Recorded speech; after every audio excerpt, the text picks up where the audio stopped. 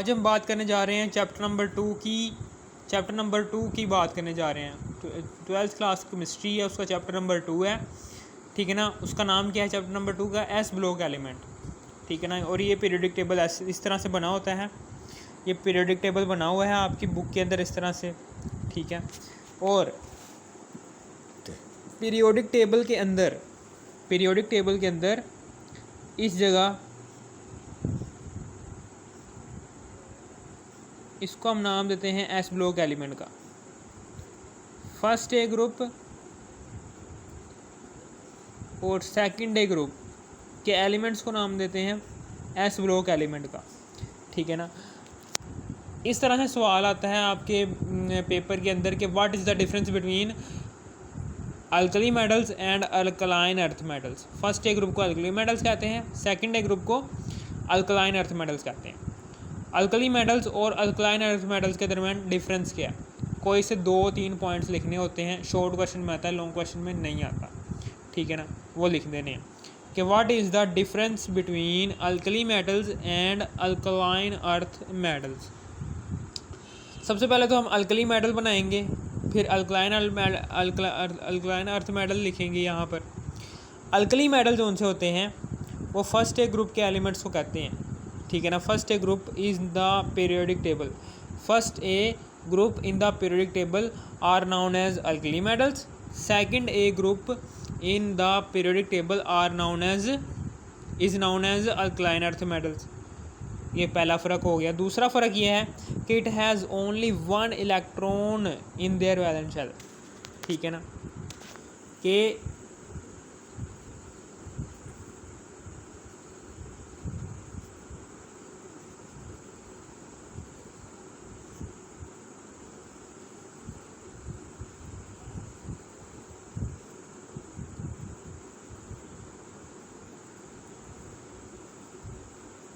इनके valence shell में एक इलेक्ट्रॉन होता है।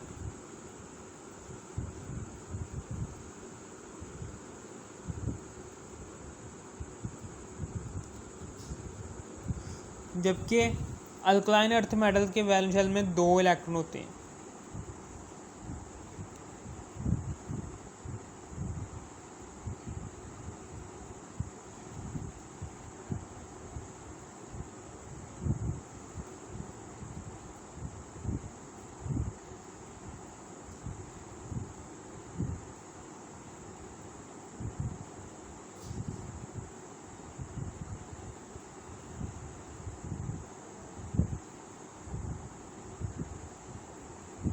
ये वाली बात लिखनी है कि it has only 1 electron in their valence shell.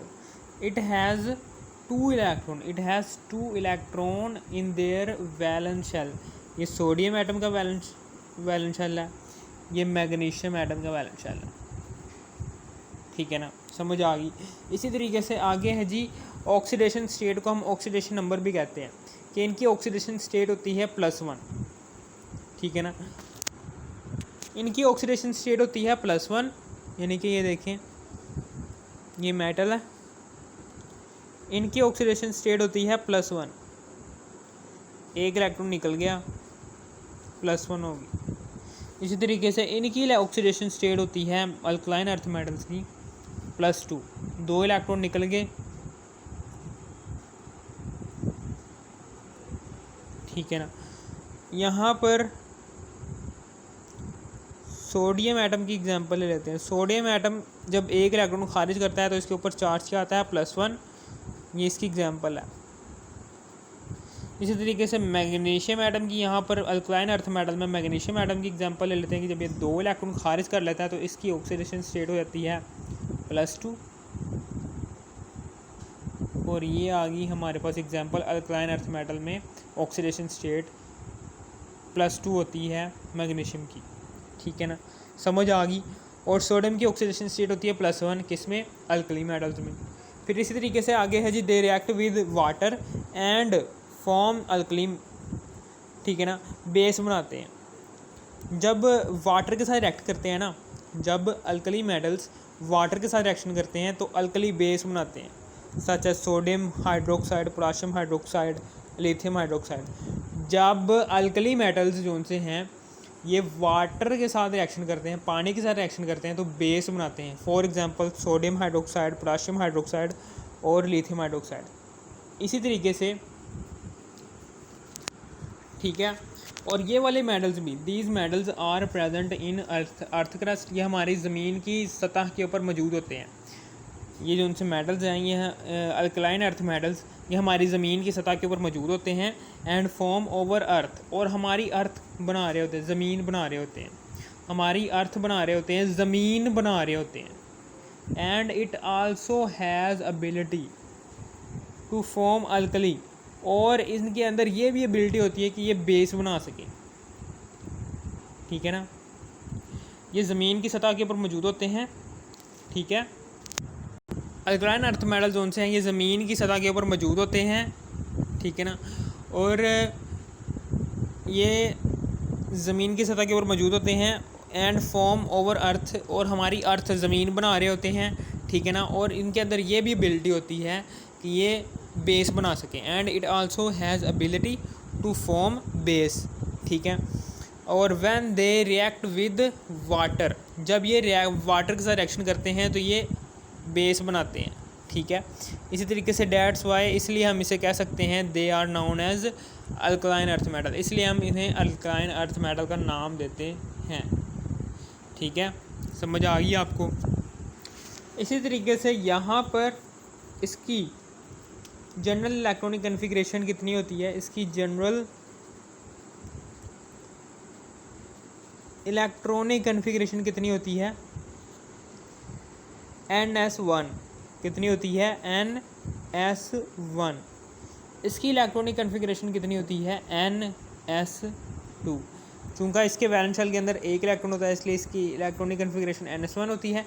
इसके वैलेंस शेल के अंदर 2 इलेक्ट्रॉन होते हैं अल्कलाइन अर्थ मेटल के, इसलिए इसकी जनरल इलेक्ट्रॉनिक कन्फिग्रेशन NS2 होती है।